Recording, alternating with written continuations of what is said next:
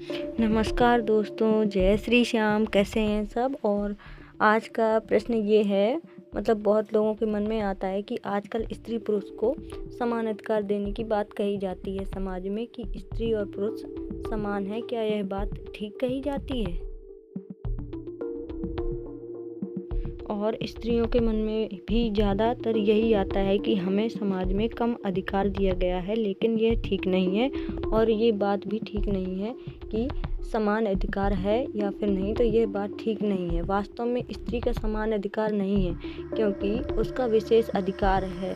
कारण कि वह अपने माता पिता भाई बहन आदि का सभी का त्याग करके पति के घर आती है, अतः घर में उसका विशेष अधिकार होता है। वह घर की मालकिन बहुरानी कहलाती है। बाहर पति का विशेष अधिकार होता है। जैसे रथ 2 पहियों से चलता है, पर दोनों पहिए अलग अलग होते हैं। अगर दोनों पहियों को एक साथ लगा दिया जाए तो रथ कैसे चलेगा?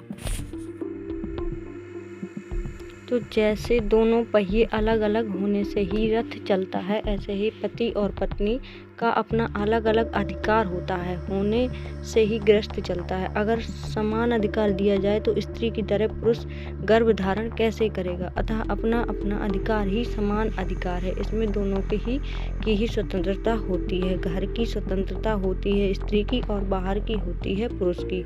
अपना अपना अधिकार ही श्रेष्ठ है, उत्तम है। हमारे को थोड़ा अधिकार दिया गया है और पुरुष को ज़्यादा अधिकार दिया गया है। इस बात को लेकर ही भीतर में यह वासना होती है, यानी कि मन के अंदर हमारे को समान अधिकार मिले, पूरा अधिकार मिले। इस वासना हेतु बेसमझी और यानी कि नासमझी और मूर्खता ही कहेंगे इसे। समझदारी हो तो थोड़ा ही अधिकार बढ़िया है। कर्तव्य अधिक होना चाहिए। कर्तव्य का दास अधिकार है, पर अधिकार का दास कर्तव्य नहीं है। यदि अपने कर्तव्य का तत्परता से पालन किया जाए तो संसार, संत, महात्मा, शास्त्र और भगवान ये सब अधिकार दे देते हैं। अधिकार प्राप्त करने की इच्छा जन्म मरण हेतु है और नरकों में ले जाने वाली है। हमने देखा है कि एक मोहल्ले का कुत्ता दूसरे मोहल्ले में जाता है तो उस मोहल्ले का कुत्ता उसको काटने के लिए दौड़ता है। दोनों कुत्ते आपस में लड़ते हैं। आगंतुक यानी कि आने वाला कुत्ता नीचे गिर जाए, पैर ऊपर कर दे, नम्रता स्वीकार कर ले, तो उस मोहल्ले का कुत्ता उसके ऊपर खड़ा होकर राजी हो जाता है, कारण कि वह उस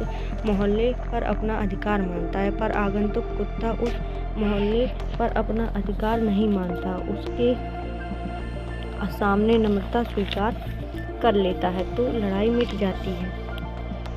इससे सिद्ध होता है कि अधिक अधिकार पाने की लालसा तो कुत्ते के भीतर भी रहती है। ऐसे ही लालसा यदि मनुष्यों के भीतर भी रहे तो मनुष्यता कैसी? अधिक अधिकार पाने की लालसा नीच मनुष्यों में होती है, जो मन के छोटे होते हैं। जो श्रेष्ठ मनुष्य होते हैं वे अपने कर्तव्य का ही उत्साहपूर्वक, पूरे मन से, पूरे दिल से, तत्परता से पालन करते हैं।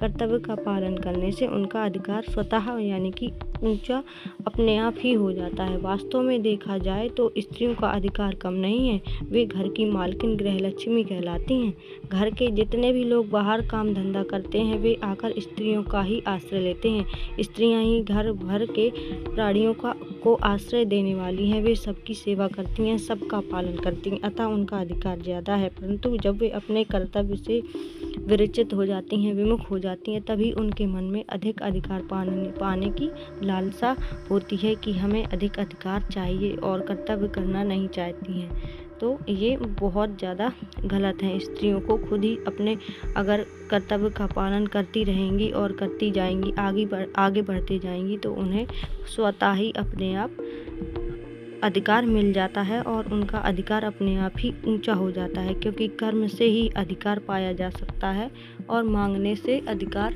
नहीं पाया जा सकता है। तो दोस्तों, आज का ये वीडियो अच्छा लगा हो तो प्लीज़ लाइक कीजिए, सब्सक्राइब कीजिए और कमेंट करके भी बताइए कि आज का ये वीडियो कैसा लगा। तब तक के लिए राधे राधे, जय श्री श्याम। अब मैं मिलती हूँ अपने इसी तरह के अगले वीडियो में।